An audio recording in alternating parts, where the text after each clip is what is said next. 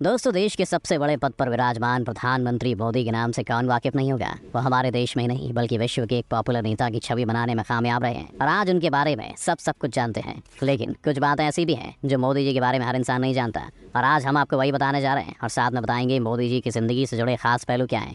तो बस बने रहिएगा हमारे साथ वीडियो के अंत तक। प्रधानमंत्री मोदी का पूरा नाम नरेंद्र दामोदर दास मोदी है और इनका जन्म 17 सितंबर 1950 को गुजरात के वडनगर के एक गरीब परिवार में हुआ था। उनके पिता का नाम दामोदर दास मूलचंद मोदी और माँ का नाम हीराबेन है। नरेंद्र मोदी के 5 भाई बहन हैं जिसमें उनका नंबर दूसरा है। मोदी जी को बचपन में नरिया कहकर पुकारते थे। मोदी जी के पिता रेलवे स्टेशन पर चाय की दुकान लगाते थे। मोदी जी भी अपने पिता की चाय की दुकान पर उनका हाथ पटाते थे। मोदी जी बचपन से ही कुछ अलग थे।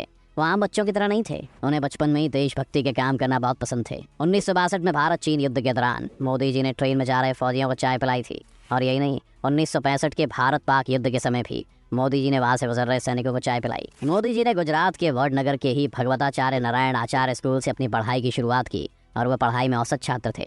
मोदी जी को बचपन में एक्टिंग का बहुत शौक था, इसलिए वो स्कूल के बाद विवाद नाटकों में भाग लेते और इनाम भी हासिल करते थे। वो एनसीसी में भी शामिल हुए। मोदी जी बचपन से ही निडर क्वालिटी के थे। वो एक दिन शर्मिष्ठा तालाब से घड़ियाल का बच्चा पकड़कर अपने घर ले आए। माँ के समझाने पर उसे वापस तालाब में छोड़कर आए। वे बचपन में साधु संतों से बहुत प्रभावित थे और बचपन से ही सन्यासी बनना चाहते थे। सन्यासी बनने के लिए मोदी जी ने स्कूल की पढ़ाई छोड़ दी और बाद में घर से भाग गए। इस दौरान वो पश्चिम बंगाल के रामकृष्ण आश्रम सहित कई जगहों पर घूमे। मोदी जी बचपन से ही आरएसएस को पसंद करते थे और उससे जुड़े भी। 1958 में दीपावली के दिन गुजरात आरएसएस के पहले प्रांत प्रचारक लक्ष्मण राव ईमानदार वकील साहब ने नरेंद्र मोदी को बाल स्वयंसेवक की शपथ दिलाई। मोदी जी बहुत ही मेहनती कार्यकर्ता थे। वो आरएसएस के बड़े शिविरों के आयोजनों में मैनेजमेंट का हुनर दिखाते। आरएसएस नेताओं के ट्रेन और बस में रिजर्वेशन का जिम्मा उन्हीं के पास होता था। मोदी जी कई महीने तक तो हिमालय में साधुओं के साथ भी रहे। वापस आने पर उन्होंने सन्यासी जीवन त्यागने का फैसला किया और अपने भाई के साथ मिलकर अहमदाबाद के कई स्टेशनों पर चाय की दुकान लगाई। हर परेशानी का सामना करते हुए चाय बेची। 18 साल की उम्र में मोदी जी की मां ने बांसकाठा जिले के राजासोना गांव में रहने वाली जशोदाबेन से मोदी जी की शादी करवा दी। विवाह के बाद मोदी जी घर छोड़कर संघ प्रचारक बन गए। कुछ लोगों का कहना है कि वो शादी के 3 साल बाद तक अपनी बीवी के साथ रहे, लेकिन मोदी जी के बारे में लिखने वाले इस चीज से इनकार करते हैं। मोदी जी अहमदाबाद संघ मुख्यालय में रहते थे और वहाँ के सारे छोटे छोटे काम जैसे सफाई करना, चाय बनाना और बुजुर्ग नेताओं के कपड़े धोने वगैरह जैसा काम करते थे। वो हर काम से पहले अपनी माँ का आशीर्वाद लेने जरूर कर जाते थे। ये काम वो आज भी करते हैं। 2014 का लोकसभा चुनाव जीतने के बाद भी सबसे पहले वो अपनी माँ का आशीर्वाद लेने उनके पास गए। संघ में रहते हुए कुर्ते की बात छोटी करवा ली ताकि वो ज़्यादा ख़राब ना हो, जो वर्तमान में मोदी ब्रांड कुर्ता के नाम से मशहूर है। 1975 में जब इंदिरा गांधी ने कई राजनीतिक कारणों की वजह से राज्यों में आपातकाल लगा दिया था, उस वक्त भी मोदी जी सरदार के रूप में पुलिस से छुपकर सरकार की गलत नीतियों का विरोध करते रहे। मोदी जी बहुत ही मेहनती कार्यकर्ता थे। आरएसएस में उनके कार्य को देखकर उन्हें बहुत ज़्यादा सम्मान मिलने लगा।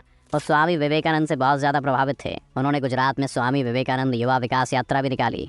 मोदी जी शुद्ध शाकाहारी हैं। वो व्रत भी बहुत रखते हैं। मोदी जी 18 घंटे काम करते हैं और कुछ ही घंटे सोते हैं। वो समय के बहुत पाबंद हैं। लाल कृष्ण आडवाणी को मोदी जी का राजनीतिक गुरु माना जाता है। 1990 के दौरान मोदी जी ने आडवाणी की सोमनाथ से अयोध्या रथ यात्रा में बड़ी भूमिका निभाई। इससे प्रभावित होकर बीजेपी के बड़े नेताओं ने मोदी जी को अपनी पार्टी में शामिल कर लिया और वो पार्टी के लिए बहुत ही मेहनत और लगन से काम करते रहे। 1985 में गुजरात के विधानसभा चुनाव में बीजेपी पार्टी को बहुमत हासिल हुआ। मोदी जी की शंकर सिंह वाघेला से कुछ नाराजगी हो गई, जिसकी वजह से शंकर सिंह वाघेला ने इस्तीफा दे दिया और केशव भाई को गुजरात का मुख्यमंत्री बना दिया। अब मोदी जी को दिल्ली बुलाकर केंद्रीय मंत्री की रिस्पॉन्सिबिलिटी सौंप दी। धीरे धीरे केशव भाई की तबीयत खराब रहने लगी और चुनाव में पार्टी कई सीटें भी हार गई। इसके बाद बीजेपी ने अक्टूबर 2001 में मोदी जी को गुजरात का मुख्यमंत्री बना दिया। मोदी जी ने गुजरात में विकास किया, हर जगह बिजली और पानी की व्यवस्था की और एशिया का सबसे बड़ा सोलर पार्क गुजरात में बनाया गया। 2002 में होने वाले गुजरात की गोधरा कांड में मोदी जी का नाम जोड़ा गया। इसके लिए न्यूयॉर्क टाइम्स ने मोदी जी को जिम्मेदार ठहराया। गोधरा कांड गुजरात के गोधरा शहर में 27 फरवरी 2002 को हुआ था। गोधरा शहर में रेलवे स्टेशन पर साबरमती ट्रेन के S7 कोच में आग लगा दी गई, जिसमें 59 लोगों की जान चली गई। इसके बाद गुजरात में जगह जगह पर सांप्रदायिक दंगे शुरू हो गए और 28 फरवरी 2002 को गुजरात के कई इलाकों में दंगों ने भयंकर रूप ले लिया और 1200 से ज़्यादा लोग मारे गए। इसके बाद सुप्रीम कोर्ट ने इस कांड की जांच के लिए स्पेशल कमेटी बनाई। कमेटी ने पूरी जांच पड़ताल की। 2010 में सुप्रीम कोर्ट ने कमेटी की जांच के आधार पर फैसला सुनाया। फैसले में सुप्रीम कोर्ट ने कहा कि कमेटी को दंगों में कहीं भी मोदी जी का कोई हाथ नहीं मिला। मोदी जी ने गुजरात में सरकारी कायदे कानून के खिलाफ बनाए गए सभी मंदिरों को तोड़वा दिया।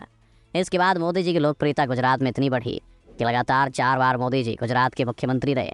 2013 की केदारनाथ आपदा में क्षतिग्रस्त हुए केदारनाथ मंदिर के पुनर्निर्माण के लिए केंद्र सरकार से मोदी जी ने मांग की, लेकिन उस वक्त कांग्रेस सरकार ने मना कर दिया। मोदी जी की कामयाबी और अच्छी नीतियों को देखते हुए भाजपा सरकार ने 2014 के लोकसभा चुनाव में मोदी जी को प्रधानमंत्री के रूप में चुना। चुनाव के लिए मोदी जी ने सोशल मीडिया का भी खूब इस्तेमाल किया और अपनी मेहनत और लगन के बल पर भाजपा पार्टी को भारी बहुमत से जीत दिलाई। 26 मई 2014 को दिल्ली के राष्ट्रपति भवन में मोदी जी ने भारत के सर्वोच्च नेता प्रधानमंत्री पद की शपथ ली। मोदी जी भारत के 15वें प्रधानमंत्री